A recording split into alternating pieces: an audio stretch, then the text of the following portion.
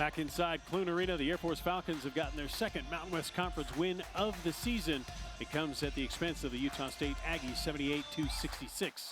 Here at Courtside, I'm Brian German alongside Gene Parker, and quite a game for Air Force. They actually turned it on, and it didn't happen really until the second half. Yeah, it was a tale of two halves because they went into the locker room at halftime down one.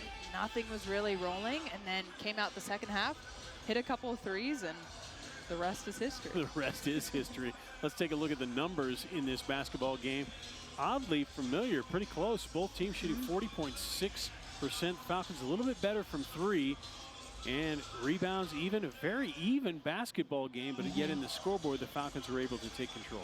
And I think the three-point percentage here is the key. 39% for the Falcons, phenomenal. And if you were to take away the first half and just look at the second half, it'd be way more lopsided. And again, the Falcons made great decisions down the stretch. They were able to find each other on the offensive end, and then on the defensive end, really disrupt the Aggies from what they wanted to do on offense. And I think that really frustrated them and carried it over to their defense. Yeah, the Aggies had control of this basketball game in the first half. They actually got themselves up to about a 7-point lead, and Cheyenne Stubbs had something to say about that. 7-14, 21 points to lead the Aggies. And again, the Aggies were finding each other, driving and kicking, really collapsing in Air Force's defense, challenging their help side. Air Force fixed that in the second half. Milani Perry with 17 points. She was 6 of 13 from the floor. She played well, but so did Madison Smith. So did Keely O'Halloran. Milani Perry had 17 points, but she wasn't even the star of the game. I mean, Madison Smith and Keely O'Halloran just got into a great rhythm. And when you have a shooter who is hot like that and just feel like they can't miss, it's so dangerous if you're an opposing team. But if you're Air Force, it's simple. Just give Keely and Madison the ball. They'll do the rest. Madison Smith with 14. Keely O'Halloran with 18 on 6 of 11 shooting. 5 of 9 from downtown. You know, we talked about her in the pregame, Gene. We wanted to see this.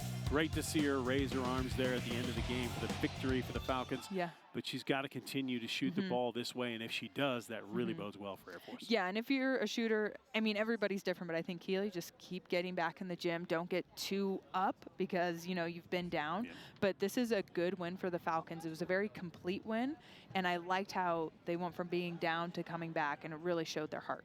Yep, Utah State will head back home. They'll take on UNLV in their next game. The Air Force Falcons, they hit the road, just up the road, about 2 hours up I-25. They'll take on the CSU Rams in their next time out. That game also on Saturday.